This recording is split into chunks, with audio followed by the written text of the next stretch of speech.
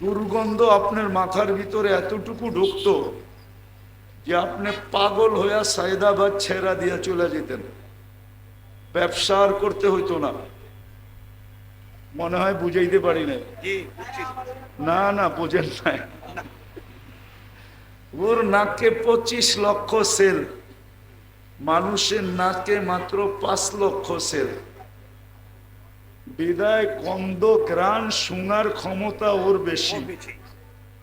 এই জন্য গ্রাণ দিয়া ও কোনটার ভিতরে মাদক আছে কোনটার ভিতরে নাই এটা ও বুঝতে পারে, মানুষ বুঝতে পারে না।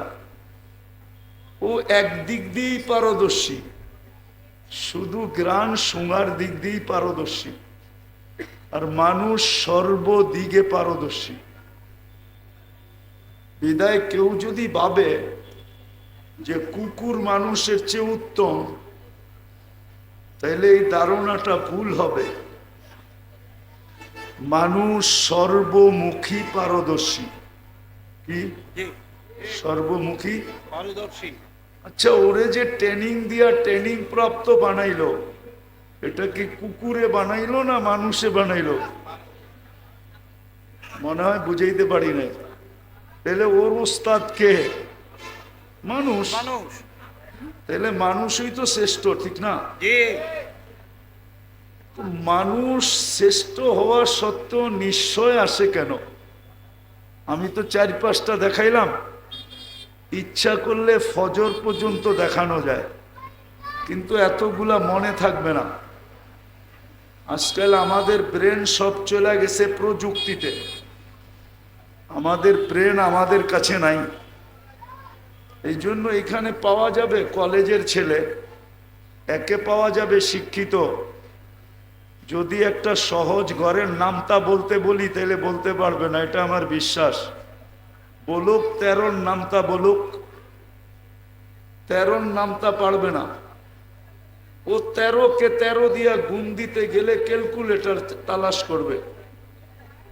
আর আগের যুগে আছে 25 পর্যন্ত নামটা মুখস্থ করতে হইতো স্কুলে, প্রাইমারিতেই কমপ্লিট হইতো 25 পর্যন্ত। আমরা 25 পর্যন্ত পড়ছি। এখন চলে গেছে মানুষের ব্রেন প্রযুক্তিতে, মোবাইল বললাম না, প্রযুক্তিতে চলে গেছে। বিদায় বেশি বললে মনে থাকবে না। এই জন্য চোখা চোখা 2-4টা বলতেছি। চোখা চোখা বোঝেন? মনে হয় বোঝেন না, ঢাকায় শব্দ তো কোত্থেকে বুঝবেন? এখন বললে তো অন্যের আবার চেতা যাইব। এখানের আদি বাসিন্দারা সবাইকে অন্য একটা শব্দ বলে, ওই শব্দটা বললামই না। এই জন্য 2-4টা বললাম আর কি, যে মানুষ সৃষ্টির সেরা, সে নিশ্চয় জমিনে পা রাখে কেন? অথচ যুক্তি তর্ক বলে গাভীর বাচ্চাটা দুনিয়াতে আসতে দেরি, 2 ঘন্টা পরে দৌড়াইতে দেরি করে না। মুরগির বাচ্চাটা ডিমের থেকে বাহির হইতে দেরি, সাথে সাথে হাঁটতে দেরি করে না। কিন্তু মানুষের বাচ্চাটা কেন নিশ্চয়? সে তো সৃষ্টির সেরা, কুদরতি হাতের তৈরি। দুনিয়ার আধিপত্যটা তাকে দিলেন, দুনিয়া তার জন্য তৈরি করলেন। সে সৃষ্টির ভিতরে সবচেয়ে সুন্দর। সৃষ্টির ভিতরে গঠনের দিক দিয়া মানুষের তুলনা হয় না। মানুষের চেয়ে গঠনে সুন্দর কোনো সৃষ্টি নাই। কেউ যদি বলে পরী, এটা আমি মানি না, কেননা পরী কেউ দেখছে নাকি? আসল রূপে কেউ পরীকে আজ পর্যন্ত দেখে নাই। শুধু একটা বুয়া প্রবাদ বাক্য পরীর মতো সুন্দর। আচ্ছা, যুক্তিতে বলেন পরী যদি সুন্দর হইতো তাইলে কাইলা ছেড়ারে কেন ধরল? ও তো ওর চেয়ে সুন্দর ছেলেকে ধরা উচিত ছিল, যুবরাজকে, ঠিক না? ও কাইলা ছেড়ারে কেন ধরল? আমারে যুক্তি দিয়া বুঝান। মানুষ তো প্রমোশন চায়, ডিমোশন চায় না, ঠিক না? এই কাউন্টারওয়ালারা চায় সমস্ত বাসের টিকিট আমি একা বেচবো, আর কেউ যেন না বেচে, ঠিক না?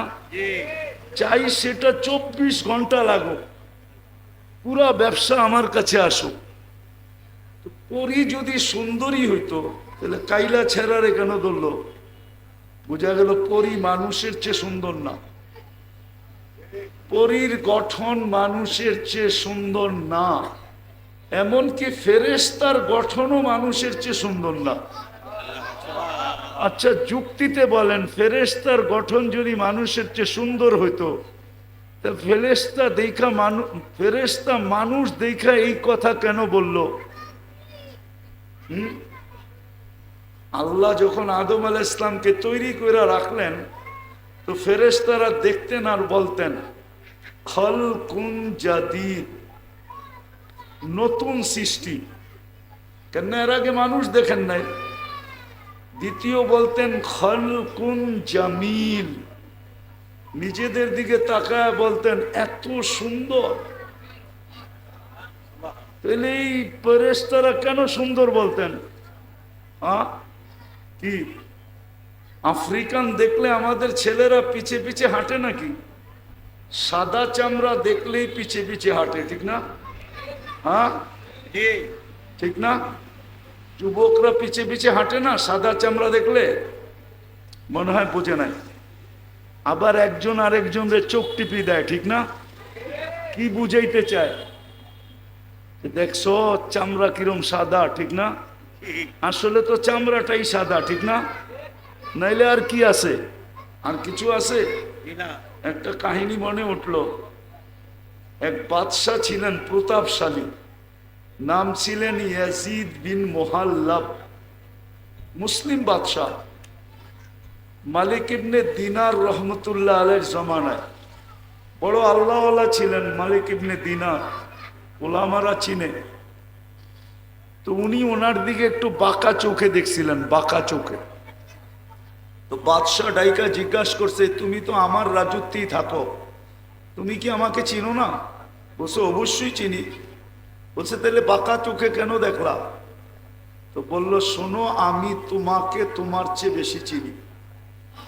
তো সে একটু আশ্চর্য বোধ করলো, আরে আমার চেয়ে আমি আমাকে যতটুক না চিনি, এই লোকটা আমার চেয়ে আমাকে বেশি কি করে চিনে? বলছে বলো। কেন আগের যুগের বাদশারা প্রতাপশালী ছিল কিন্তু বেয়াদব ছিল না। কি ছিল না? বেয়াদব ছিল না। রাগ হয় না, পায়ে হাত রাখি। আজকাল তো মানুষ একটু ক্ষমতা পাইলে শুধু প্রতাপশালী হয় না, বেয়াদব হয়, আদব কায়দা হারায় ফেলে, ঠিক না?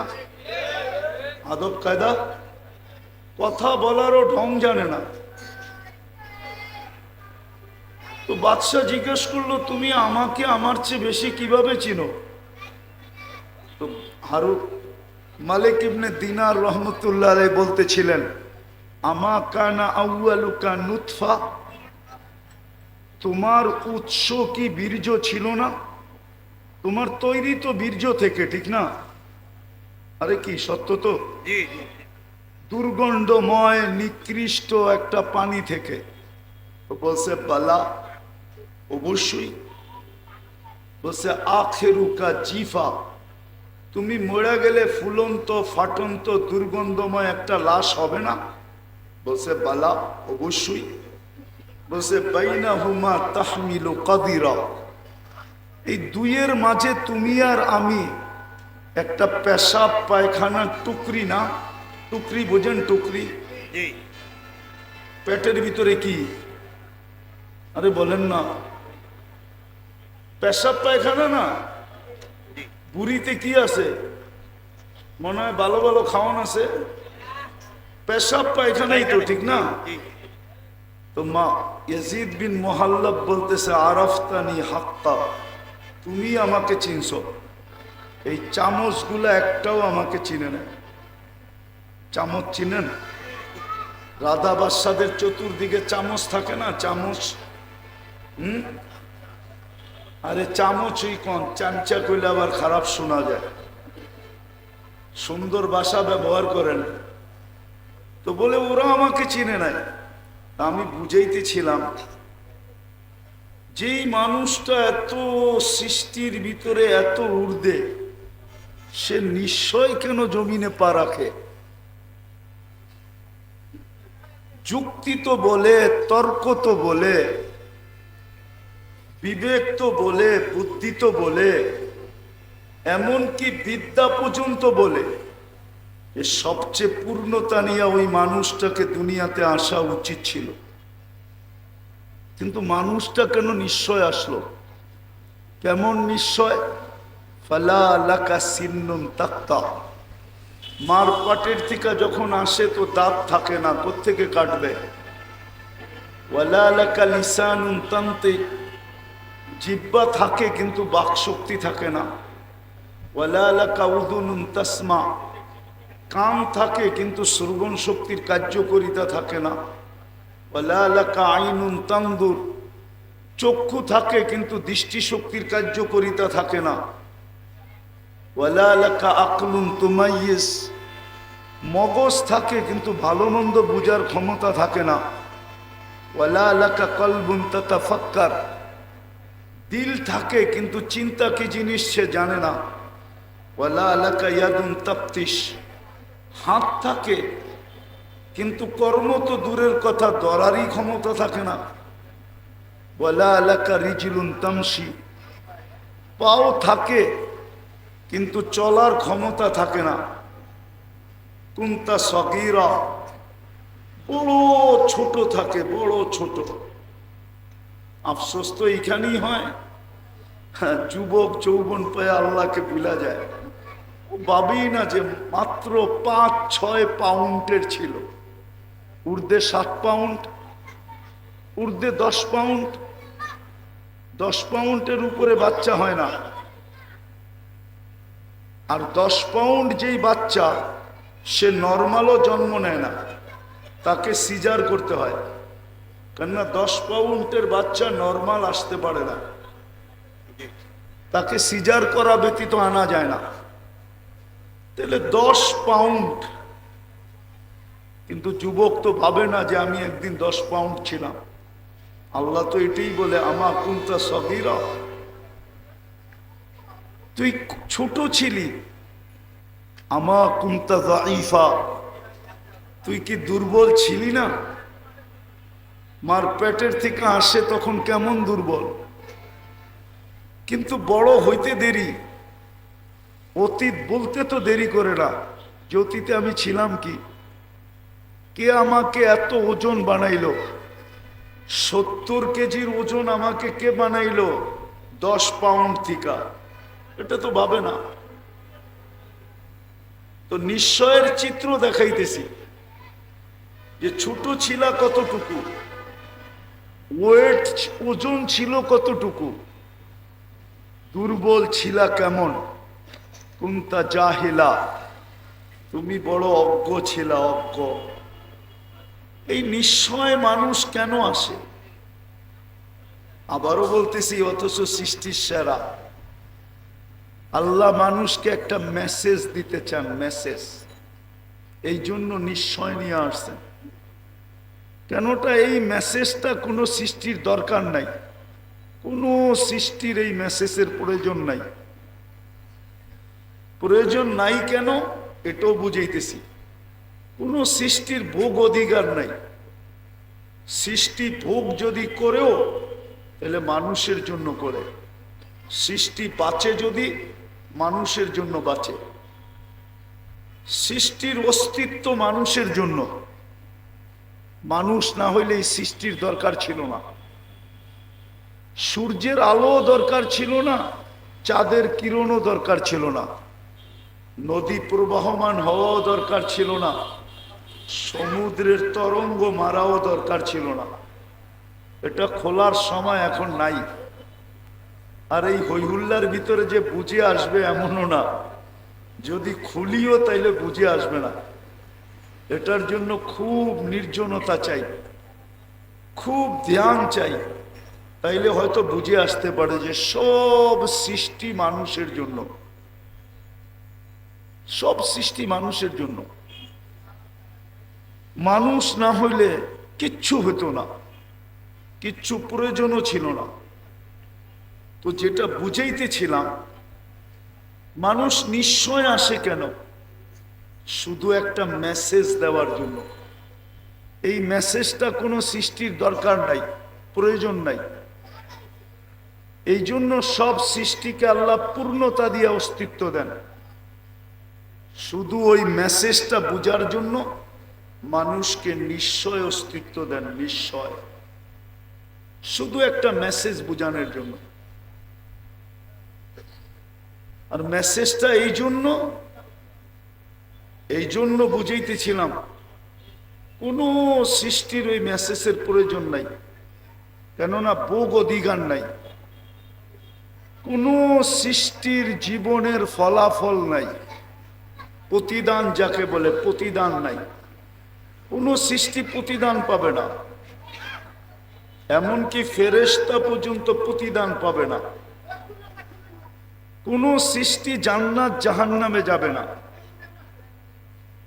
শুধু একমাত্র মানুষই জান্নাতে যাবে, জাহান্নামে যাবে। উকুদুহান নাস ওয়াল হিজারা, কোরআন বলে শুধু মানুষ জাহান্নামের ইন্ধন হবে।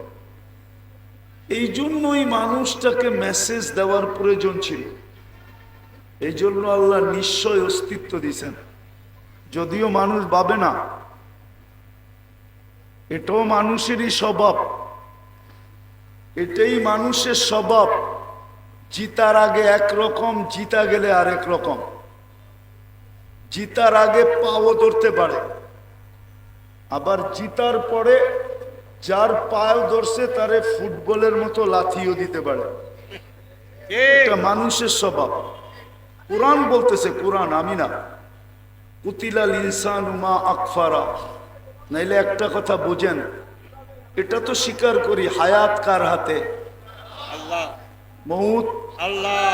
সুস্থতা আল্লাহ। অসুস্থতা আল্লাহ। সর্বকিছু কার হাতে? আল্লাহ।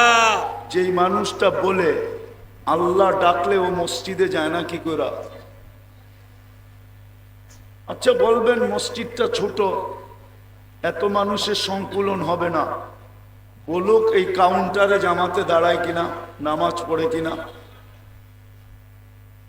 অথবা এই রোডে দাঁড়ায় কিনা, বলেন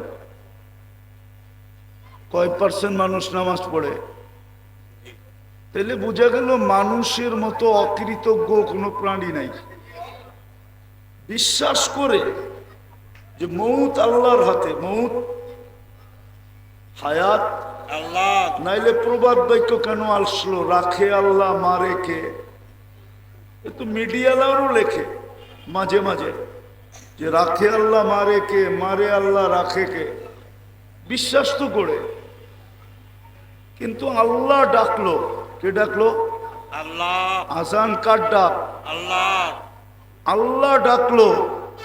ও বিশ্বাস করে আমার হায়াত আল্লাহর কাছে, হাতে, মউত আল্লাহর হাতে, আমার কর্ম আল্লাহর হাতে, আমার সুস্থতা আল্লাহর হাতে, আমার এভরিথিং আল্লাহর হাতে। বুঝলাম নাস্তিক যারা, ওরা মানে না, কিন্তু আমরা তো নাস্তিক না। নাস্তিক না, আল্লাহকে মানি না, স্বীকার করি না। অবশ্যই।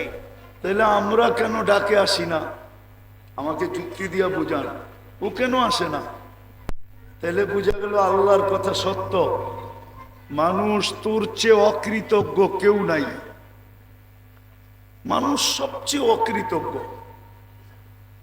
কুতিলাল ইনসানু মা আকফারা। অকৃতজ্ঞতা মানুষকে খায়া ফেললো। এই জন্য আল্লাহকে ডেলি ধ্বনি দিতে হয়, ধ্বনি। কোরআনের মাধ্যমে আল্লাহ প্রত্যেকের কানে ধ্বনি দেন, আওয়াজ দেন। মা গররাকা বিরাব্বিকাল কারীম। দয়ালু আল্লাহর থেকে তোকে বিমুখ করলো কে? এত দয়ালু আল্লাহ।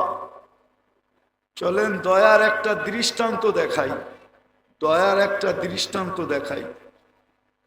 এক কোম্পানি নিয়ে আসেন এখান থেকে আমাকে, যে কোনো প্রতিবন্ধীকে চাকরিতে রাখছে। অনেকগুলা কোম্পানি ওই মাথা থেকে এই মাথা পর্যন্ত পরিবহনের, ঠিক না? জি।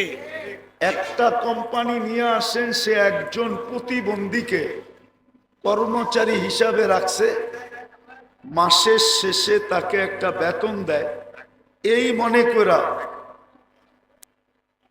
মনে করা যে সে প্রতিবন্ধী, কি করে খাবে? আল্লাহ আমাকে অর্থ দিছে, আমি একজন প্রতিবন্ধীকে কর্মচারী হিসাবে রাখলাম। ও বলতেছে একজন রাখছে, একজন প্রতিবন্ধী বাংলাদেশে? হ্যাঁ, যদি প্রতিবন্ধীকেই এরকম বিত্তশালীরা, মার্কেট মালিক, দোকান মালিক, পরিবহন মালিক, মেইল ফ্যাক্টরিওয়ালারা রাখতো, তাহলে বাংলাদেশে আর প্রতিবন্ধী আলাদেরকে কি অটো চালাইতে হইতো না? অটো চালাইতে হইতো না, জি। ঠিক না? জি। হ্যাঁ, আর প্রতিবন্ধীদের সুবাদে ভালো লোক অটো নিয়ে নামতো না, ঠিক না? জি। অটো তো আগের থেকেই নাই, পরে নামবে কোথেকা? আর ঘুরতে ঘুরতে আজকে আন্দোলন পর্যন্ত গড়াইতে হইতো না। জি। জি। কিন্তু প্রতিবন্ধীকে তো কেউ চাকরিতে রাখে না, গেলেই প্রথম ধাক্কা দেয়, তুই প্রতিবন্ধী। তো যেটা বুঝাইতেছিলাম, যে আল্লাহর মতো দয়ালু, মা গর্রাকা বিরব্বিকাল কারীম, এই দনি দিতে হতো না, এই দনি দিতে হতো না যে আমার মতো দয়ালুর থেকে তোকে বিমুখ করলো কে? তুই সারাদিন বিমুখ থাকা সত্ত্বেও, আমার হাতে হায়াত থাকা সত্ত্বেও, আমার হাতে মউত থাকা সত্ত্বেও, এভরিথিং আমার হাতে থাকা সত্ত্বেও, আমি তোর ডাকি আমি, তুমি সাড়া দাও না। তারপরও আমি তোমার সব কিছু বহন করতেছি। বলেন এরকম দাতা কই পাবেন? একটু ভাবেন, বিবেক দিয়ে ভাবেন, কাজে দিবে কিন্তু। নাইলে এই কথা বলতে পারবেন না, এই কথা বলতে পারবেন না। আপনি যুক্তি দিবেন, তর্ক দিবেন, যুক্তি তর্কের জবাব কিন্তু এইটার ভিতরে রাখা আছে। আপনার ব্রেনের ভিতরেই আপনার যুক্তি তর্কের জবাব রাখা আছে, আপনার ব্রেনের ভিতরেই রাখা আছে। আপনি এটা বললে হবে না যে আমি কর্মব্যস্ততার কারণে পারি না। ড্রাইভার যদি বলে আমি চালক হিসাবে নামাজ পড়তে পারি না, আমি ওকে প্রশ্ন করব তোমাকে চালানের যোগ্যতা কে দিল? হ্যাঁ, কে দিল? আল্লাহ। আরে বলেন না। আল্লাহ। আল্লাহ বলতে দ্বিধা করেন কেন? আল্লাহ বললে 40 নেকি মিলবে, 40 নেকি। কে দিল তাকে যোগ্যতা? হ্যাঁ, আল্লাহ যদি জিজ্ঞেস করে যোগ্যতাটা কার ছিল বল, তোকে যদি প্রতিবন্ধী বানাইতাম কে কি করার ছিল? তোর মা বাবার চোখের পানি জড়ানো ব্যতীত আর কিচ্ছু ছিল না। চোখের পানি জড়াইতে থাকতো। আল্লাহর বিরুদ্ধে কেস কোথায় করত? হাইকোর্টে না সুপ্রিম কোর্টে না জজ কোর্টে না র্যাবের কাছে না আর্মির কাছে? কার কাছে করত? এই যে রাস্তায় যারা ডিউটি করে, এরা যদি বলে আমি ডিউটি করি, আমি নামাজ পড়বো কি করে? আমি যদি প্রশ্ন করি তোমাকে এই দেহটা কে দিল? ডিউটি করার মতো যোগ্যতা সম্পূর্ণ তোমাকে কে বানাইলো? এটা আমাকে বলো। তারপরও যতটুক সম্ভব কথাগুলা যত বেশি মনোযোগ দিয়ে শুনবো, কেননা আল্লাহর হুকুম না হইলে অনুরোধ করা হতো না। আল্লাহর হুকুম হলো ইদা কুরিয়াল কোরআন ফাস্তামিউ, যখন কোরআনই কথা হয় তো সাধ্য অনুযায়ী মনোযোগ দিয়া শুনো। ও আনসিতু, পরিবেশটাকে বিলকুল নির্জুম রাখো, তাইলেই পুরস্কার প্রাপ্ত হব। দুটা পুরস্কার মিলবে।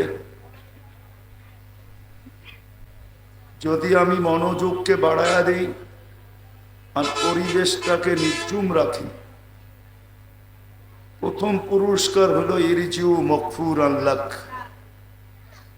যাও তোমাকে মাফ করে দেওয়া হলো। দ্বিতীয় পুরস্কার হলো বুদ্দিলা সাইয়্যাতিকুম হাসানাত,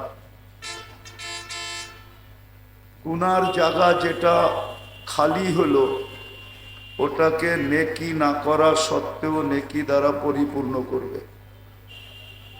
এই দুটা পুরস্কার মিলবে যদি আমি মনোযোগ দিয়া শুনি আর পরিবেশটাকে নির্জুম রাখি।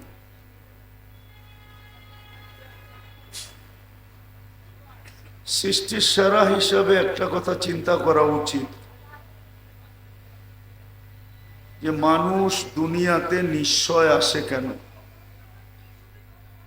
খুব মনোযোগ দিয়ে শুনতে হবে, কিন্তু যুক্তি তর্ক বিবেক বুদ্ধি এটাই বলে যখন সৃষ্টির সেরা তো তাকে সব কিছু নিয়ে আসা উচিত ছিল। শুধু শারীরিক গঠনগত পূর্ণতা না, সর্বদিক দিয়ে পূর্ণতা নিয়ে আসা উচিত ছিল। কেননা মানুষ সৃষ্টির সেরা। দ্বিতীয়ত মানুষ তৈরি হলো কুদরতি হাত দিয়া, সমগ্র সৃষ্টি তৈরি হলো হুকুম দিয়া, দুটা অক্ষর দিয়া, একটা কাফ একটা নুন। আর মানুষ তৈরি হলো কুদরতি হাত দিয়া। তো যেটা হুকুম দিয়া তৈরি হলো সেটা তো সর্বদিকে পূর্ণতা নিয়ে আসলো। চোখের দেখা বলতেছি, মুরগির বাচ্চা ডিমের থেকে বাহির হইতে দেরি, হাঁটতে দেরি করে না। গরুর বাচ্চা মার পেট থেকে আসতে দেরি, 2-4 ঘন্টা পরে দৌড়াইতে দেরি করে না, ঠিক না? কিন্তু এটা তো হুকুমের তৈরি, আমি তো কুদরতি হাতের তৈরি। আমি কেন নিশ্চয় আসলাম? নিশ্চয়তার চিত্রটাও দেখাবো। প্রথমত আমি শ্রেষ্ঠত্ব নিয়ে আসলাম, তারপরও নিশ্চয় কেন আসলাম? কুদরতি হাতের তৈরি, তারপরও আমি নিশ্চয় কেন আসলাম? যে হুকুমের তৈরি সে স্বয়ং সম্পূর্ণতা নিয়ে কেন আসলো? দুনিয়াটা মানুষের জন্য তৈরি, মানুষ না হলে দুনিয়াটা হতো না।